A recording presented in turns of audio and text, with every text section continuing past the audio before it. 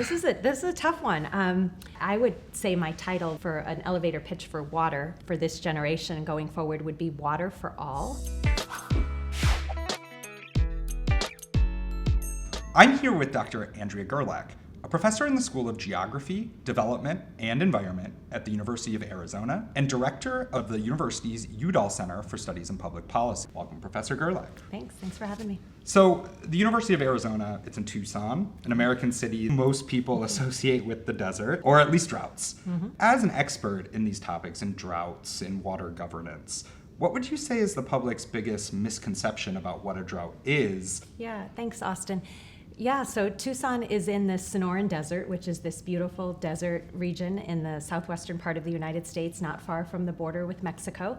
And we've been in a drought for more than 2 decades now and really living with the consequences of that. But probably the biggest misperception, I think, would be around conflict. And I think a lot of people, as soon as they think drought, they think, oh, it means people are fighting. I think there's a lot more cooperation really than what people think. I think sometimes emergency situations make people more cooperative. They understand interdependencies. And so we've seen people be more creative. And I think the best example in the city that I live in, Tucson, but it's across the West in a lot of cities, is thinking about rainwater and stormwater now as a resource. For so long, we framed it as a nuisance. Like it comes, we worry about flooding, get it off the streets, and it really isn't that anymore. Thinking about things that we didn't think were resources before, that we thought were nuisances, now become more valuable. So I think, it's kind of the flip side of a bad situation. Most definitely. And I definitely want to talk about sort of those individual level interventions, if you will, or community level interventions.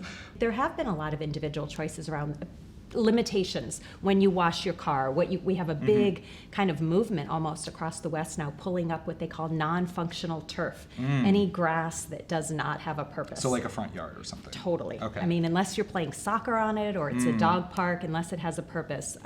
And they're starting with incentives, paying people to take it out and go to desert veggie, but they're going to move really quickly to regulation. This is almost a good segue into the next question that I wanted to ask, because, I'm really curious what you would see as a specific challenge surrounding water facing folks in the United States that, would surprise most people, because, we talk about drought and these are sort of, common terms, but I'm wondering if there's a specific challenge that comes to mind that you think surprising. So I've thought a lot about this and I feel like I could give you a lot of challenges, but I think we really do have this big kind of challenge of our generation, and it's going to be water quality. It's contamination from a certain kind of chemical, these PFAS chemicals, which is a big umbrella term for hundreds of different chemicals that we've created that are part of fire retardant. So we use them to put out fires. They're non-stick Teflon pans that we cook with, dental floss that we put in our mouth, hiking boots that are waterproof, raincoats.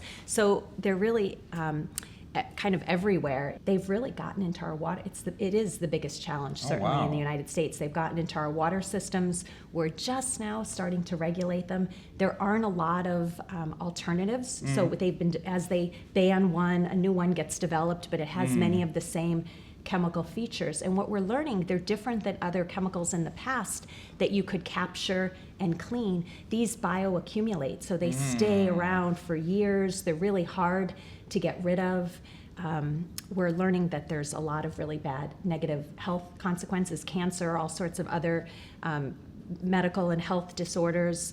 There was just a big study last week that we're finding them in our soils. When we use filters to try to capture them in our water system, we then have to burn the filters. So when you incinerate the filters, you now have an air pollution problem. So we've spent so much time in the U.S. and certainly in the Southwest where I live on water quantity and even around the world, we have all these treaties all around the world, the Danube, the Rhine, everywhere, about how much water and who gets what. But really, at the end of the day, it's going to be a quality challenge. And the more we've been doing these creative things because of a drought where you recycle your water and you reuse it, we're like spreading the contaminants everywhere because so many of our strategies are to conserve and use each drop of water in so many creative ways. It just means we've moved to the contaminants. So we don't really have good technologies to clean up. We have some, but they're really uber expensive. And so it's a technological problem. It's a problem of soil, a water, an air problem. And just as a society, figuring out, are we going to keep these products? Are we going to get rid of the products? And then, of course, health consequences. We're going to have big investments in kind of the public health concerns that are associated. So it is not, it's not unique to the U.S. Germany certainly faces it, and it's anywhere where these products have gone. Yeah, you seem to imply that water quality from the runoff from these types of fire retardants is also an issue in Germany or Europe, or is there for sure. something that's more present that's happening in the modern day in Germany and Europe? No, it's the same, but it's just it isn't this idea that it's isolated. It really is. Mm-hmm. Yeah. Now, you've mentioned sort of water conservation techniques, that sometimes these fire retardants or other types of chemicals leaching into the water might undercut those types of solutions. Yeah. And I've heard you say previously that there's no silver bullet for really addressing these challenges, especially in the modern era where some of our previous technologies might not be up to muster for sort of getting some of these issues solved.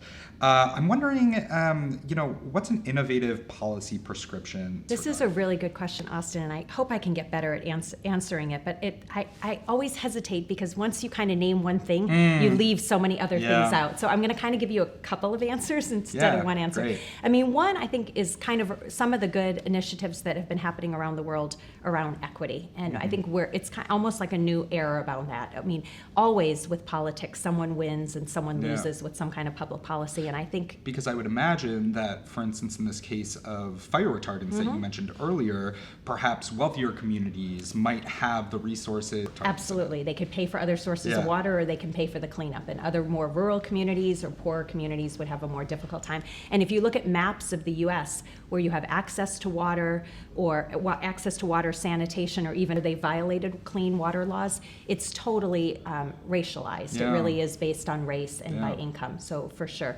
So, but we know that around the world. I mean, even if you just study development policy and water, it's people who live in poorer communities, disempowered people who have less access to clean water or clean sanitation. And we're getting better with equity. In the U.S., prices are going up for the cost of water. People are getting water turned off because they can't afford to pay their bills. And so we've seen some cities, especially Philadelphia and Baltimore, responding to this and really thinking, how can we think about the human right to water that people have been talking about globally for more than a decade now? How can we put that into action here in practice? How can we give minimum, amounts of water to people, and how can we have these gradients of how people pay their bills? So you pay more if you have a swimming pool or you have a big lawn, and you pay less if you just use it.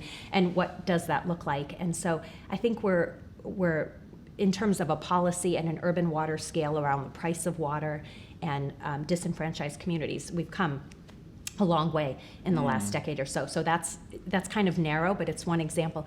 Another one is thinking about how energy and water are connected. We haven't done this for a long time. Water and energy policy and even food is really separate, and like we regulate them separately, and they're different agencies. And even me, I would say I do water, I don't do energy, you kind of sit in your little zone or your discipline. And Germany has been really on the forefront of kind of these agrovoltaics, thinking about solar and food production. Of course, water is connected to that because depending upon what you grow in your crop based on your water availability. So the U.S. has been learning a lot from Europe and especially Germany around that. And in the basin where I live, in the Colorado River Basin, they're just starting now to starting to think about, can we put solar panels on canals and then have this benefit of, have less evaporation because you have the shade, but then you can also be using the renewable energy to move the water, so we're not burning coal or natural gas. So just kind of not thinking about these resources in isolation, because there's always an unintended consequence of them all together. The supply chain of water governance, if you will. Totally.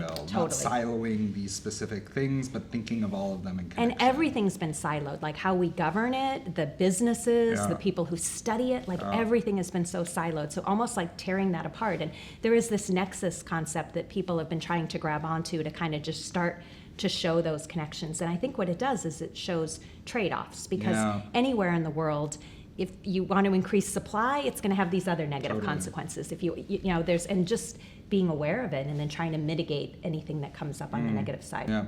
So I think it's so fascinating because, we're talking about these extremely complex issues that, affect everyday people all around the world. Yeah.